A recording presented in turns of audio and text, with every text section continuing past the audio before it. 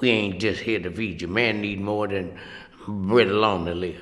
We want to empower you. We want you to get up out of this chair and make a change so you can go to your own house and eat. No, they do way more than just give a plate of food. The Arrow train had just been built and had it built a turnaround there at north of Howard, and it created so much noise pollution that the buildings near that turnaround all emptied out. And so here were the city leaders and planners saying, well, HUD's breathing down our necks telling us that we need to move our minority populations somewhere on the north side so that it's not so segregated to the south side and the west side. And lo and behold, here's all these empty buildings. Voila. My Spanish congregation agreed to help one night. And by this time, I don't have any job.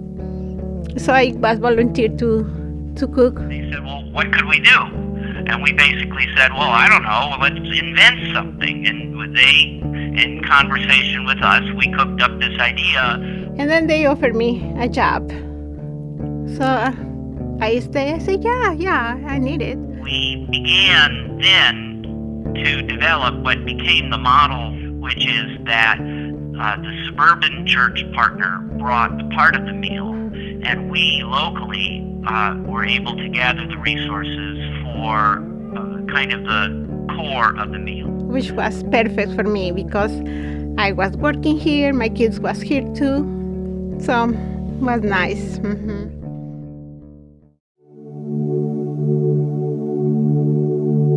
My father had passed away when I was 6 years old. My father was a Holocaust survivor.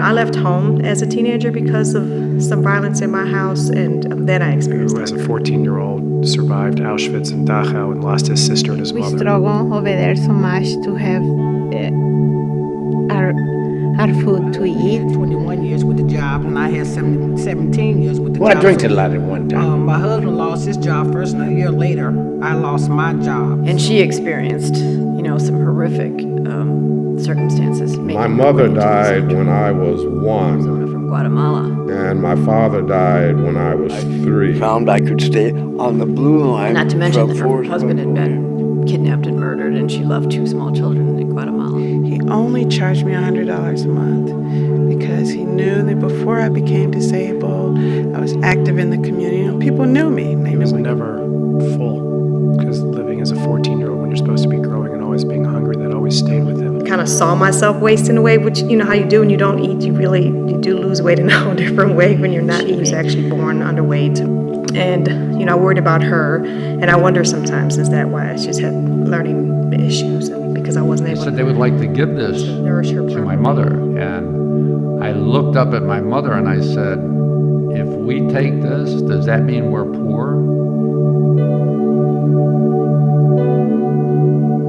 When he lost his building to the bank just came in, and one day I was coming in from bringing in the kids, and everything was boarded up. Environment, poor, depressed.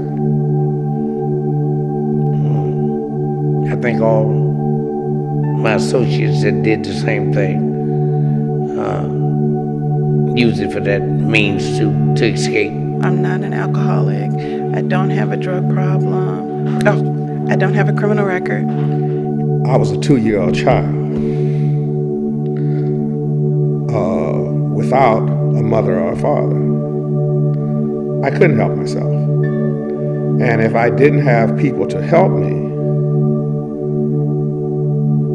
I couldn't have made it. Woke up one day, man, and I'm not trying to get spiritual on you, but I just said I'm not going to use them when it just seemed like my high power stepped in and took over. And so there are no programs and services available for me, a person who just got wrapped up inside of the foreclosure mess with an eviction on my record. Now, if you worked 8 hours a day and had the money, would you go to a soup kitchen and eat? They don't want to do that. They don't want to subject themselves to something like that. They don't want to subject their children to that.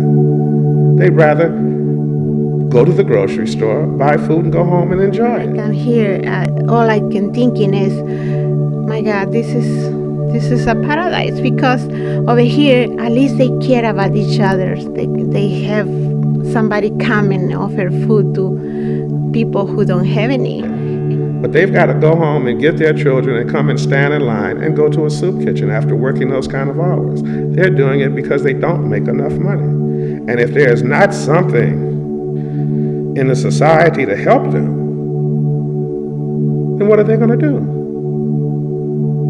Everybody needs help. And the people who say, I did everything myself, it's not true. Somewhere along the line, somebody reached out and gave them a hand.